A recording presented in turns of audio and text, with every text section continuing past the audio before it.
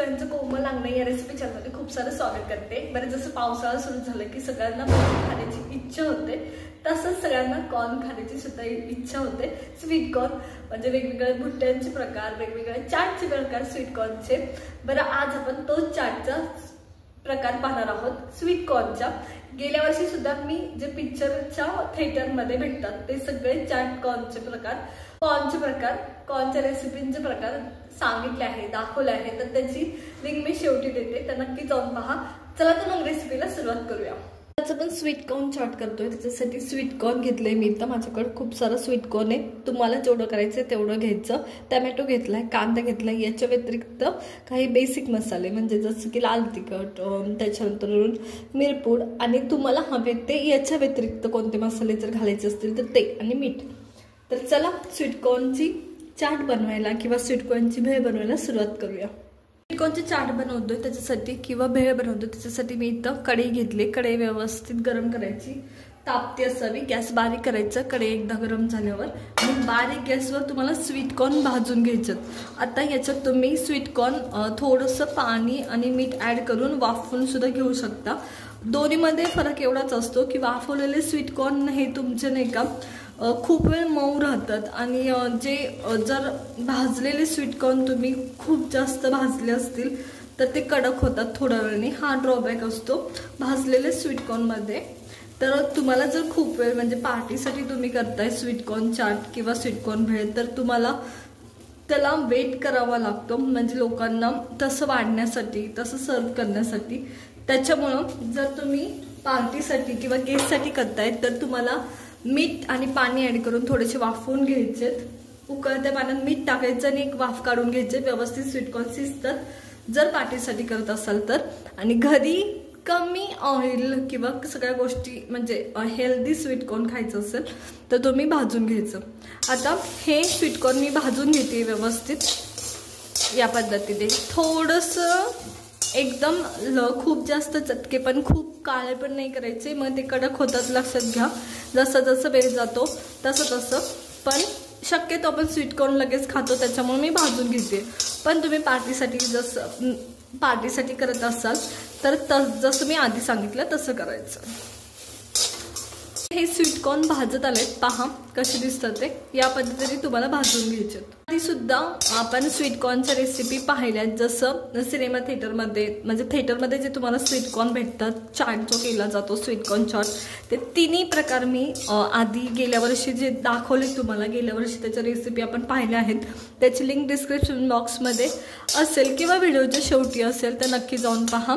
याशिवाय गावरान चाटचा जो प्रकार केला जातो कॉर्न चाटचा, किंवा गावरान पद्धतीने कॉर्न जे केले जातात न भुट्ट्यावर म्हणजे तुम्ही नॉर्मली जे भाजलेले खातात त्याच्या व्यतिरिक्त जे केले जातात, ते सुद्धा मी आपण गेल्या वर्षी व्हिडिओ पाहिलेला आहे, तो सुद्धा मी व्हिडिओच्या शेवटी देईल, नक्की जाऊन पहा। तर चला, आता हा आपला कॉर्न म्हणजे स्वीट कॉर्न भाजलाय तर साईडला काढून घ्यायचं। एक गोष्ट नेहमी लक्षात ठेवा, जेव्हा कॉर्न भाजता तेव्हा जास्त वेळ कढईत ठेवायचं नाही, तर तो कडक होतो। त्याच्यामुळे लगेच साईडला काढायचं कॉर्न भाजल्यावर। आता कॉर्न भाजलाय तर मी इथे 1 चमचा, जास्त नाही, फक्त 1 चमचा तेल ॲड करणार आहे, जेणेकरून ते मऊ राहावे। तेल ॲड करते 1 चमचा। तेल ॲड केल्यानंतर पाठीमागे सरकायचं, कॉर्न उडून अंगावर येतो एवढं लक्षात ठेवा। तर हे व्यवस्थित मिक्स करायचं। तेल ॲड केल्यानंतर जर कॉर्न भाजत असतील आणखी सुद्धा तर अंगावर येतात, हे लक्षात घ्या। साईडला सरका।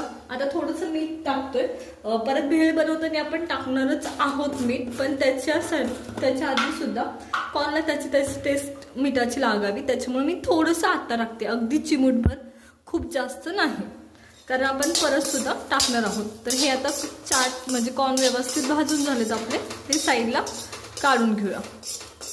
चला तर मग मी कॉर्न साईडला काढून घेते। आता मी हे सगळे कॉर्न भाजलेले साईडला काढून घेते आपल्या मगाच्याच ताटात।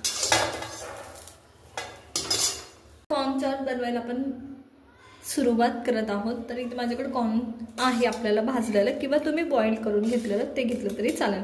तर सर्व मी कॉर्न ह्याच्यात ॲड करते, म्हणजे मक्याची दाण्याची ॲड करून घेते। बाकीची वस्तू आपण पटपट टाकायला सुरुवात करणार आहे। कॉर्न भेळ फक्त 10 मिनिटात होते। मी कॉर्न घेतलेत, आता आपण कांदा ॲड करतोय, तुमच्या चवीनुसार बाकीच्या सगळ्या गोष्टी ॲड करायच्यात हे लक्षात घ्या। त्याच्यातून मी याच्यात टमॅटो ॲड करते। आता ह्या 2 वेजीस झाल्यात, याच्या व्यतिरिक्त शिमला मिरची पण खूप छान लागते ॲड केली तर, हे पण लक्षात घ्या। आणि बॉईल जे तुमचे कडधान्य असतात, जर तुम्हाला मुलांना हेल्दी द्यायचं असेल आणि कडधान्य पण खायला लावायचं असेल तर थोडीशी टाकायची, जास्त नाही टाकायची, एखादा चमचा बस, खूप छान लागतात ते सुद्धा।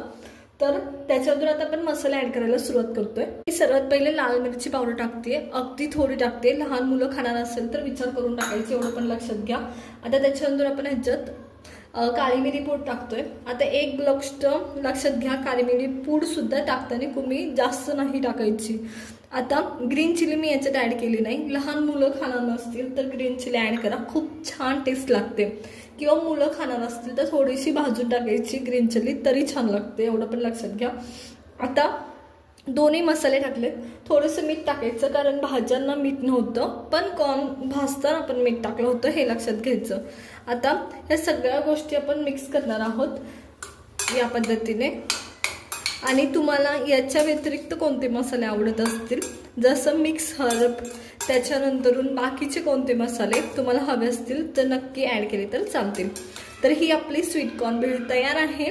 आता गार्निशिंग करताना आपण थोडीशी कोथिंबीर ॲड करणार आहोत आणि लिंबू। चला तर मग साईडला काढून घेऊया। मी सगळे स्वीट कॉर्न साईडला काढून घेते, तुम्हाला दाखवते या पद्धतीने। लिंबू तुम्हाला हवा असेल तर आधी ॲड केला तरी चालेल, काही हरकत नाही, पण मी शक्यतो वरनं टाकते, जसं आपल्याला बाहेर येतात तसं। अगदी थोडीशी कोथिंबीर तुम्हाला हवी असेल तर जास्त ॲड केली तरी चालेल, काही हरकत नाही, या पद्धतीने। आणि लिंबू, अप्रतिम वास येतोय, खूप छान लिंबू टाकल्यावर सगळ्या मसाल्याचा त्याचा, तुम्ही बिलीव्ह करणार नाही कदाचित, वास येतो म्हटलं पण येतोय। तर चला, ही आपली स्वीट कॉर्न भेळ रेडी आहे।